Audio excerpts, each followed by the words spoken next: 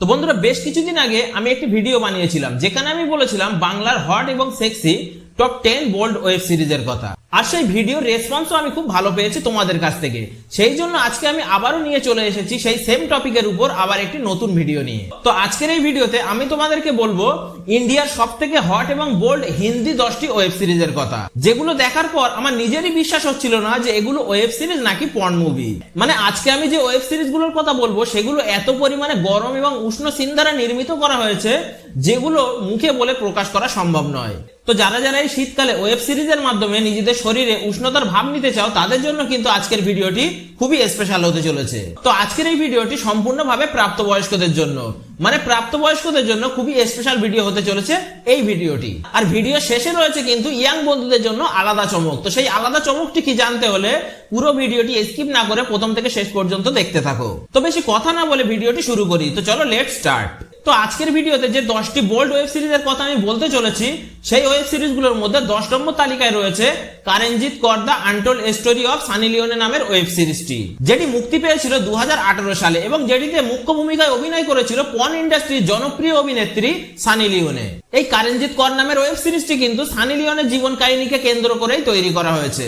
কিভাবে একটি মধ্যবিত্ত শিখ পরিবারের মেয়ে পর্ন ইন্ডাস্ট্রির সাথে জড়িয়ে গিয়েছিল সেটাই তুলে ধরার চেষ্টা করেছে এই ওয়েব সিরিজের মাধ্যমে, যেখানে সানি লিওনের জীবন কাহিনীকে দেখাতে গিয়ে এমন কিছু দৃশ্য ধারণ করা হয়েছে যেগুলো কিন্তু পর্ন মুভির থেকে কোনো অংশে কম নয়। আর আমরা জানি যে সানি লিওনের পর্ন মুভিগুলো দেখতে কেমন হয়। তো যারা যারা সানি লিওনের ভক্ত এবং সানি লিওনে কিভাবে পর্ন ইন্ডাস্ট্রি থেকে বলিউডের সুন্দরী নায়িকা হয়ে উঠলেন এই ঘটনাটি জানতে চাও, তারা কিন্তু এখনই তোমরা দেখে নিতে পারো কারেনজিৎ কর the untold story of Sunny Leone নামের এই ওয়েব সিরিজটি।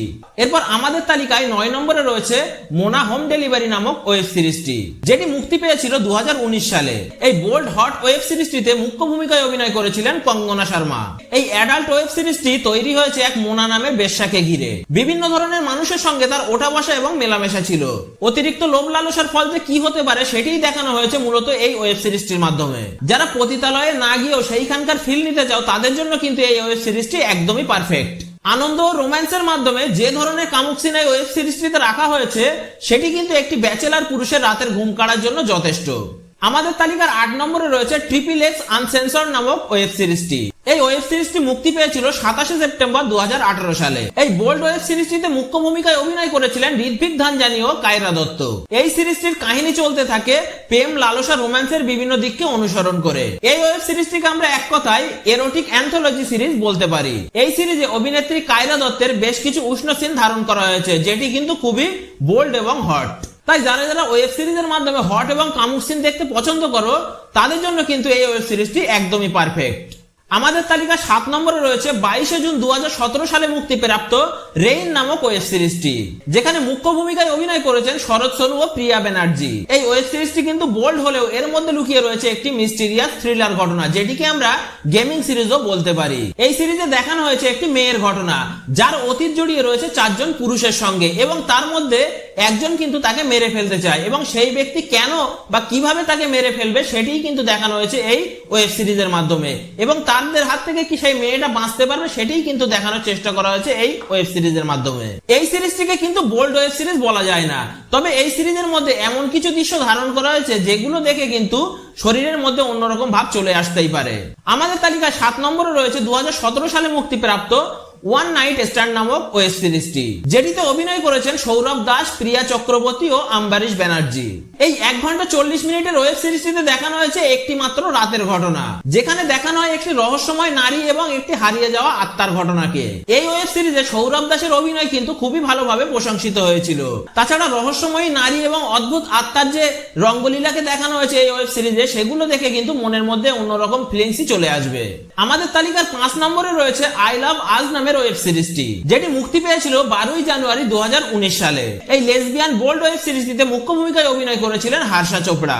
এই ওয়েব সিরিজটিকে একটি রোমান্টিক যাত্রাও বলা যায়। আর এই যাত্রার যাত্রী হলো 2 জন মহিলা, 2 জন মহিলার সঙ্গে একজন পুরুষের যাত্রা। তো অবশেষে কে এই চূড়ান্ত প্রেমের গন্তব্য হয়ে উঠবে সেটাই দেখতে গেলে তোমাদেরকে দেখতে হবে এই ওয়েব সিরিজটি। তবে আমি বলবো এই ওয়েব সিরিজটি একা দেখাই বাঞ্ছনীয়, কারণ এই ওয়েব সিরিজে দুজন মহিলার মাধ্যমে এমন কিছু দৃশ্য রাখা হয়েছে যেগুলোর আনন্দ কিন্তু একা দেখলেই তোমরা পাবে। আমাদের তালিকা 4 নম্বরে রয়েছে 2017 সালে মুক্তিপ্রাপ্ত রাগিনী এমএমএস রিটার্ন নামক ওয়েব সিরিজটি।